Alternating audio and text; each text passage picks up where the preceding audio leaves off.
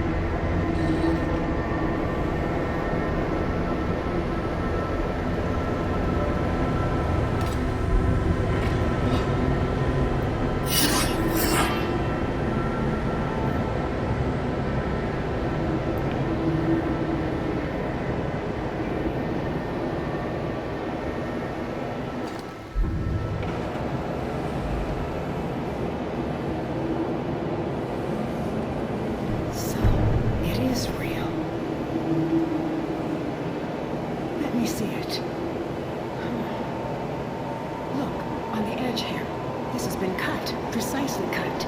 If you had another piece about the same size, it would snap right in. I saw a drawing of this once. This shard, it's part of a key. A key made of pure ethereum. The key to the forge. We have to find the other pieces, of course. There should be 3 more. One for each of the 4 cities that worked on the forge. I had a map in my journal. That's where we should start.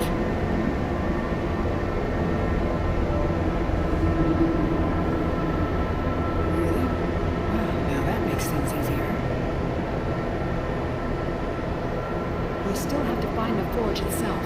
I have a lead on that too. There's so much to do. I'm going to head out and start tracking things down. We'll meet again. I'm sure of it. For the first time in a long while, I think we may actually be able to do this. And I owe it all to you. Thank you.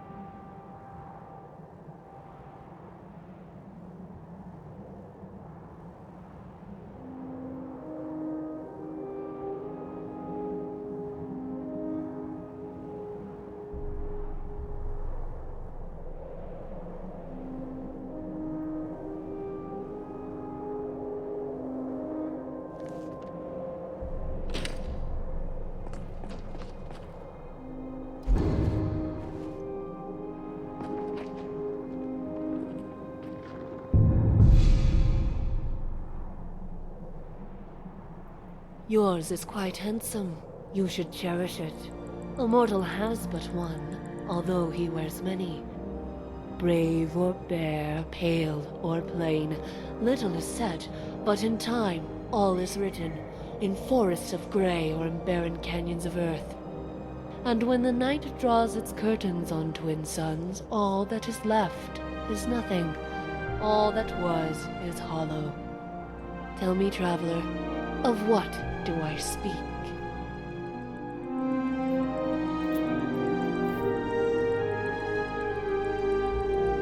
Correct.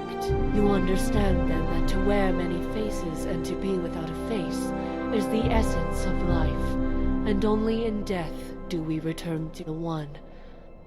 But that was then. Such limitations do not apply for those who turn the dead into the living. Perhaps you would like to volunteer that lovely face of yours for a makeover, before the worms decorate it with freckles.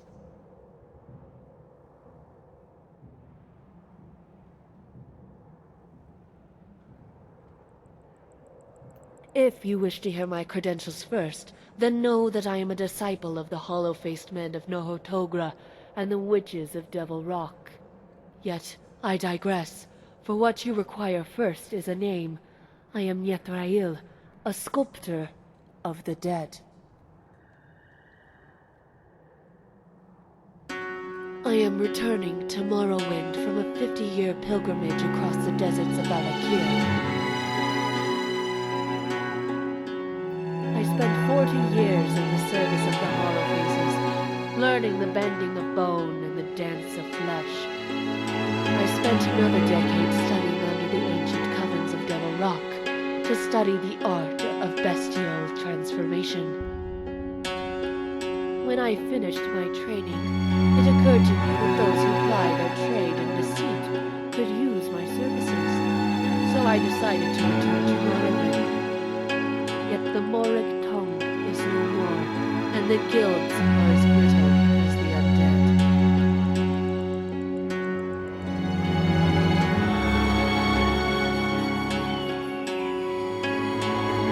Skin changers, flesh dancers, the tribe of the wandering faces, the hollow-faced men of Nohotogra go by many names. Like the chirurgeons of Cloudrest and the slave sculptors of Iliad lore, they are masters of the art of molding flesh.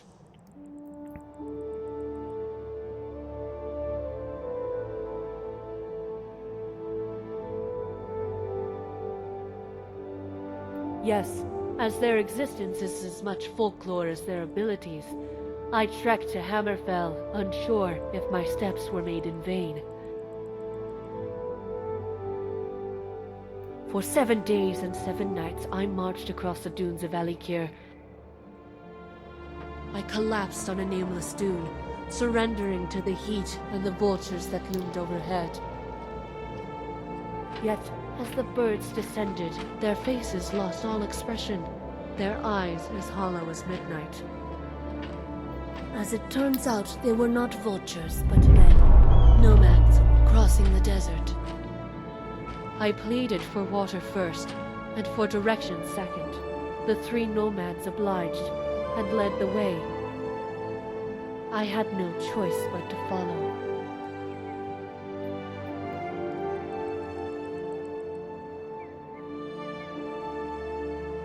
The next morning I woke up and was startled to find myself surrounded by 3 new guides, each bearing no similarity to the last. I had no choice but to follow. If your skin is cut by the Alikir and does not bleed, then you are considered worthy. Anyone can follow. Few manage to survive the privilege. As you will. I hope you do not leave, however.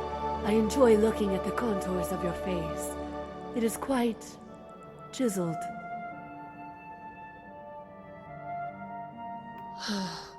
Must we prattle on about the particulars? I would much rather spend time in the arms of a young and handsome adventurer. I insisted no, demanded they tell me what had happened to the others. They said nothing. and once more bade me to follow. So it went as we traveled across the coastal kingdoms, through sandstorms and mountains and the snake pit of Balhar. Every night I bade my guides farewell, for every morning I knew another set would take their place.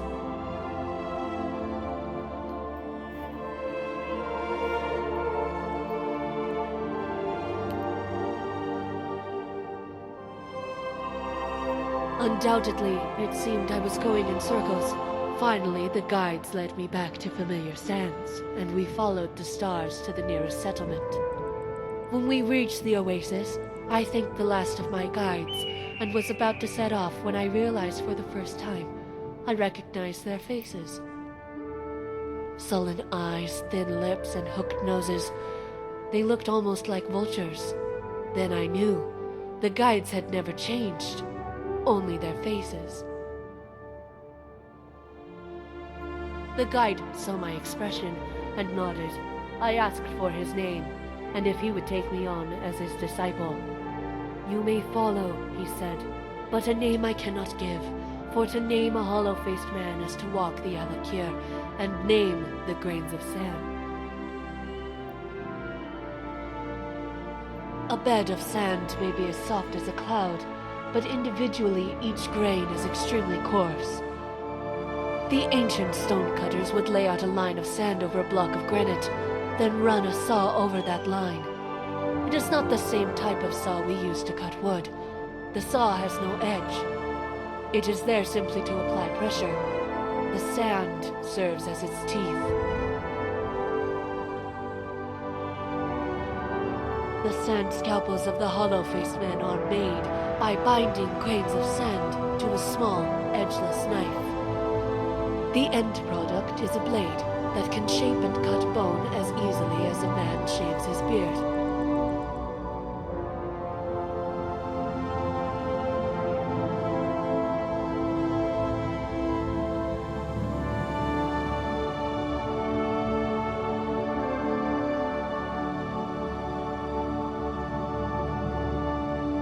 You have a beautiful face, and if I were still an apprentice, one that I would have very much liked to sculpt. Alas, now that I have evolved as a sculptor, my spells and my scalpel are only for the dead. Because they never die. Because they operate in the shadows. Because they have every desire to remain unseen. Mostly, however, because they are a challenge. After all, it is no secret that face sculpting has become rather commonplace in the Fourth Era. Working on the undead serves two purposes. It distinguishes me from my peers and broadens my client base.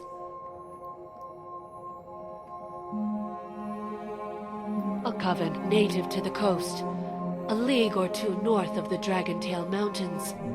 In truth, I would have followed any coven, but after my time in the desert, I longed to see the ocean.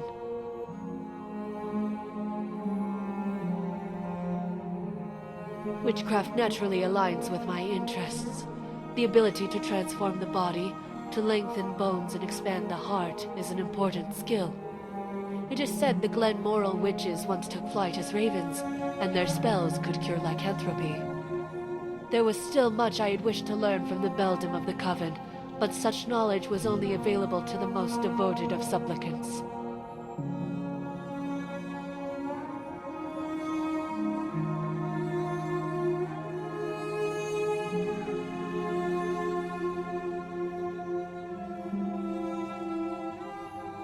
Blood is a powerful agent, and to spill it grants one strength.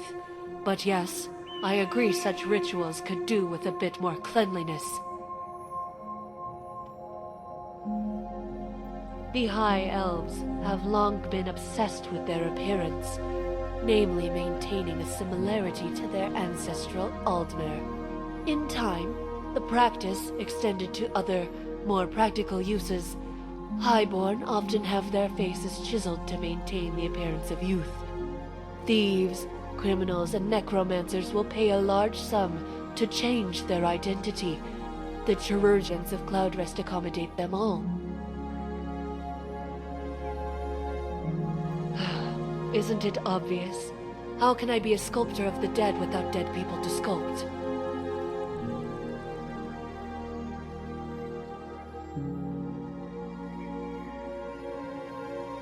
I appreciate your willingness to help. Yes, you may be able to assist me. I am not in need of a fresh corpse, but an old one. You see, upon entering Skyrim, my carriage was sacked by a group of bandits, and I was relieved of some personal effects.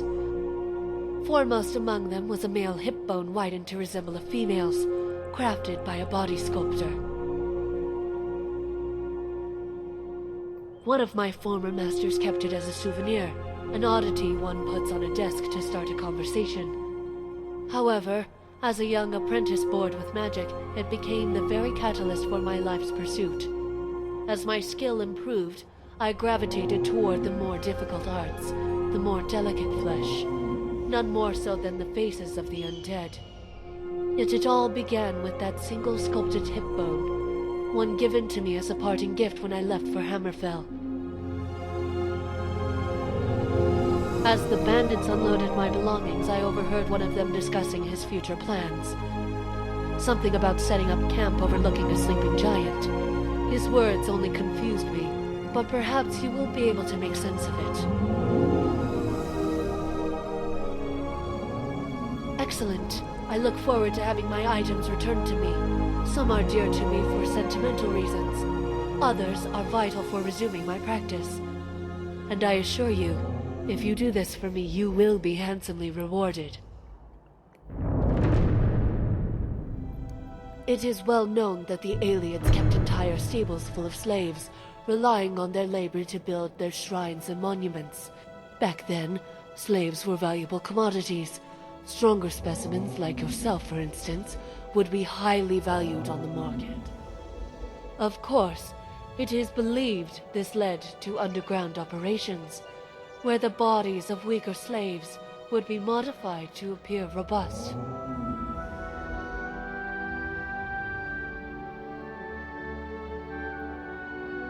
But if you must know, they are assassins, priests.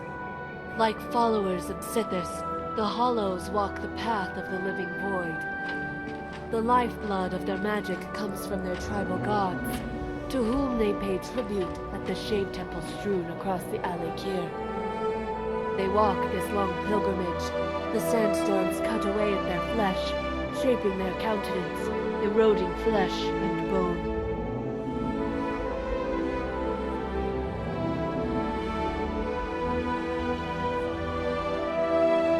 You may find that hard to believe, but it is true in Hammerfell sand plays an important role in the shaping of all things.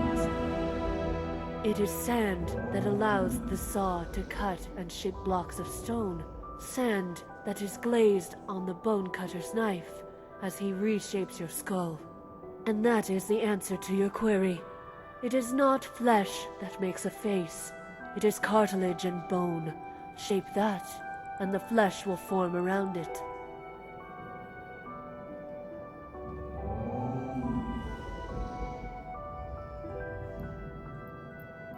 They walk this long pilgrimage. The sandstorms cut away at their flesh, shaping their countenance, eroding flesh and bone.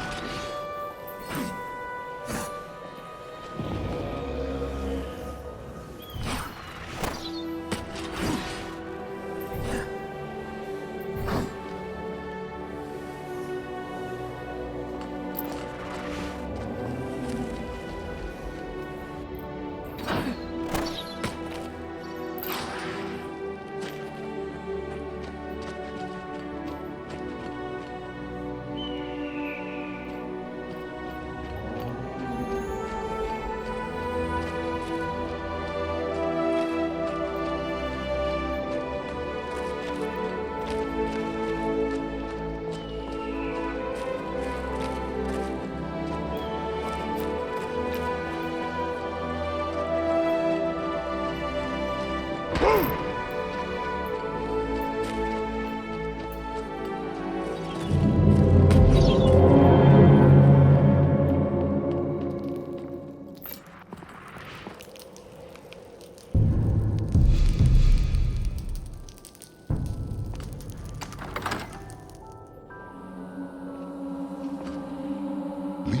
stranger.